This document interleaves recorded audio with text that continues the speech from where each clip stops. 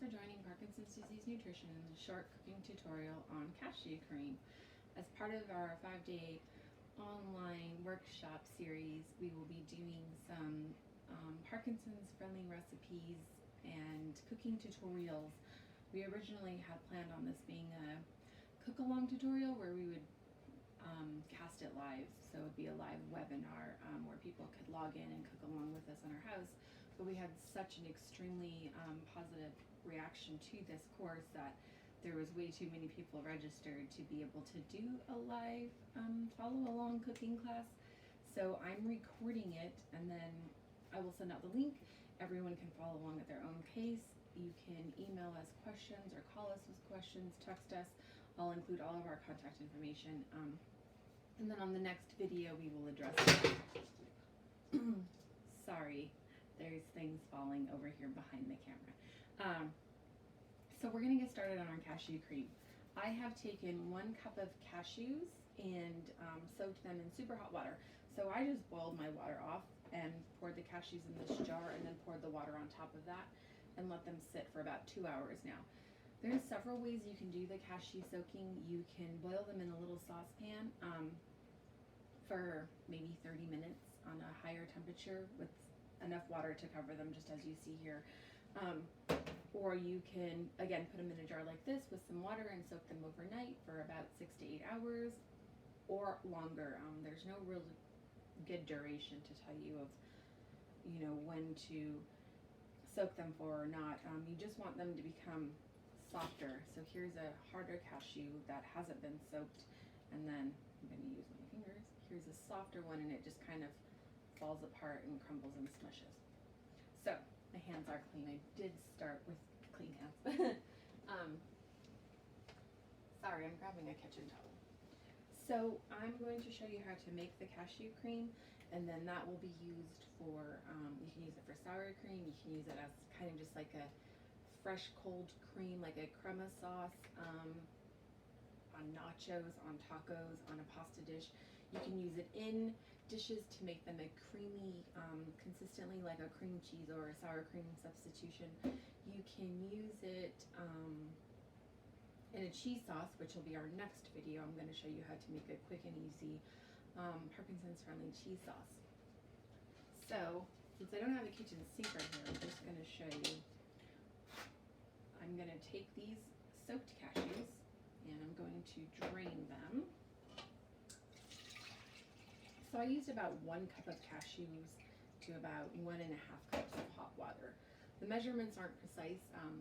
I'm not a big fan of measuring unless you're baking, so you can kind of just gauge, use the recipe as a guide. You will get the recipe attached to this class, but the measurements aren't precise. Just use your good judgment and your taste. Your taste buds are going to be different than other people's taste buds, other than my taste buds. So it all is flexible upon your own taste. I try to make these recipes so they are quick and easy, Parkinson's friendly, and not exact measurements. Because, like I said, I'm not a fan of measuring. So this is just the water from the cashews. I put them in here, and then I'm going to. I use a Ninja blender. It has a regular blender attachment, and I think it has a food processor attachment, and then it has these little, I call them blender cups. They're great for smoothie size or 1 people recipes. Salsa, you can make salsa in these little blender cups. They're amazing. So I'm just going to pour these in here, and I'm going to start with, this is about a cup and a quarter, maybe a cup and a half of cold water, just clean, fresh cold water. I'm going to pour about a cup of that in here.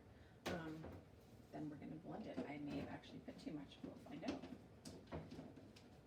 So you want to start with a little bit less water, so that way you can add more if you need to, because if you put too much water, you can't really take it out.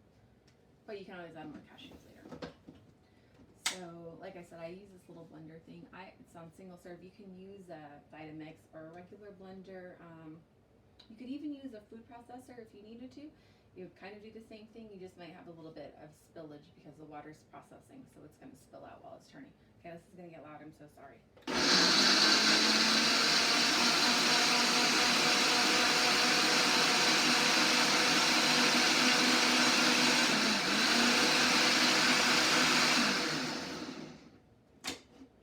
Okay, So I did put a little too much water in it.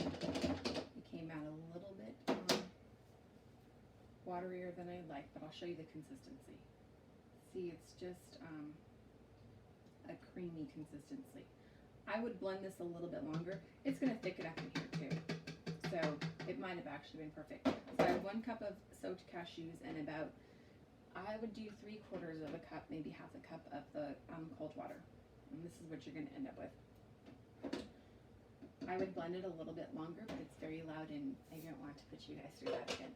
So for this, just to help preserve it a little bit, I'm just going to add a tiny sprinkle of salt.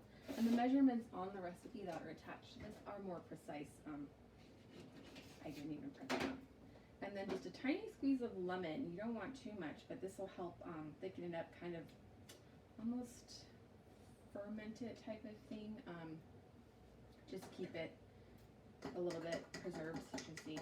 And then, like I said, you can use sour cream, cream cheese, and it's already thickening up. So yeah, that's our cashew cream. It's delicious by itself. Add it to your dishes.